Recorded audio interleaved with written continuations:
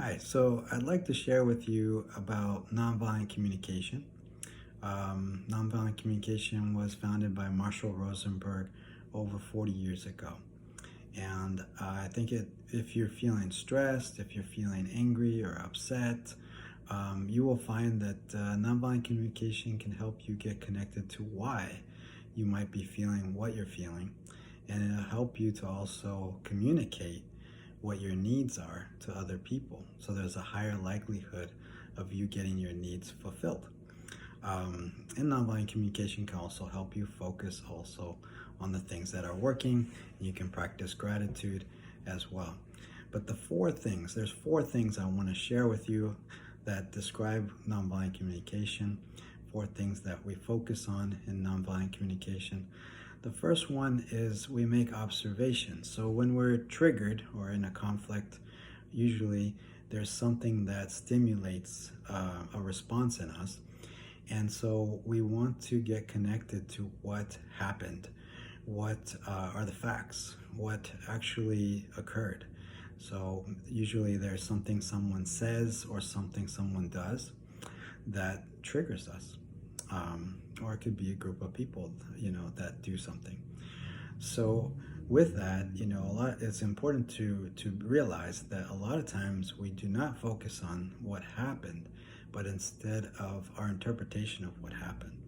And we may get caught up in our head and start creating a story that is negative, that implies wrongness of the other party.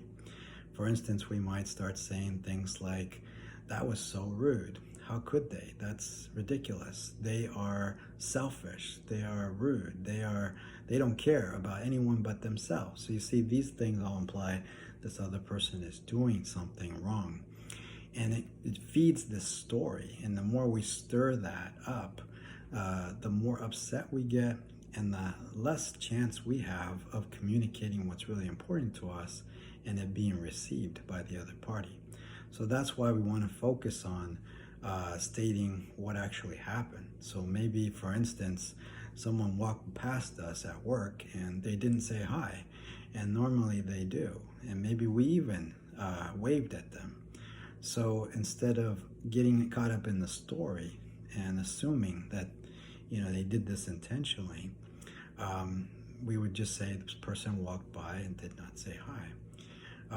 And then we would focus on that without adding on to it an assumption or an evaluation. And that's different. That's experienced differently than when we're caught up in that story and we're more so caught up just in what happened.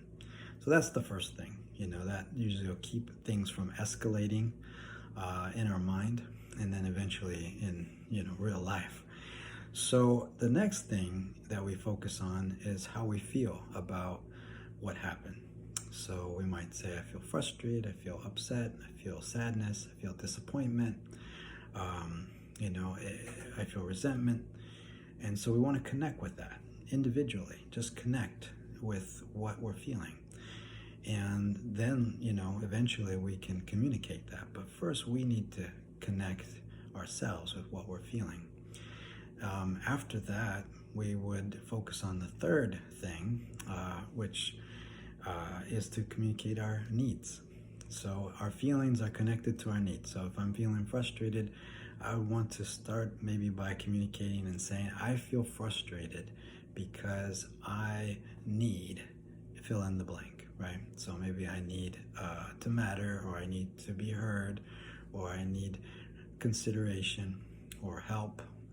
So that's how I would do that. And the reason I'm doing this is because a lot of times we'll say something like, I feel frustrated because you did not take out the trash, or you didn't say hi, or so you see we blame someone for our feelings. So by saying I feel frustrated because I'm accepting full responsibility for my feelings, and that's usually received much better than a you statement at that other person. So the fourth thing that we focus on in nonviolent communication is making a request of ourselves or of another person to try to fulfill our need. So I might say something like, would you be willing when I say hi to you to say hi back. So that could be, with that situation we were just talking about. But you want to be very specific about your request. You don't want to say something like, would you be willing to be more considerate? You see, this is too general. The person might think they are being considerate. So you want to be very specific as to what you would like, what they could do that would meet your need. So it might be that they turn off their phone while you're talking and look at you in the eye as you're speaking to them. That's something very specific and doable that they can do, as opposed to, would you be more considerate, right? So with these 4 steps too, sometimes we're the ones that are upset, but sometimes someone else could be upset or triggered. And this also works. It also works to focus on these 4 things to help someone else. So if someone's upset, they're triggered, maybe it's something that we did, maybe it's something someone else did, we can try to get curious and imagine what what the observation was for them. What was the thing that triggered them, and try to name that.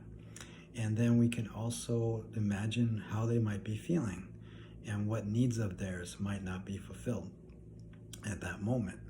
And then we can guess and see if that is correct, and that could be helpful for them to discover for themselves what they feel and what they need, because sometimes that can be very elusive and people may not know how to get to those feelings and those needs. And then if they're interested, you can suggest something, possibly a solution that might, or a strategy that might meet that need for them.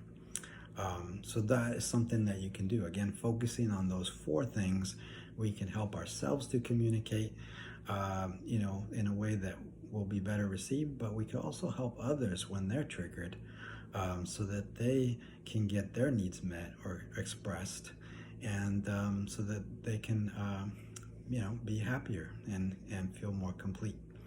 So that's it. That's the 4 things that we focus on with nonviolent communication. If you like this video, I encourage you to share it with others and to like it on YouTube. And I'll see you again. All right, in our next video. All right, goodbye.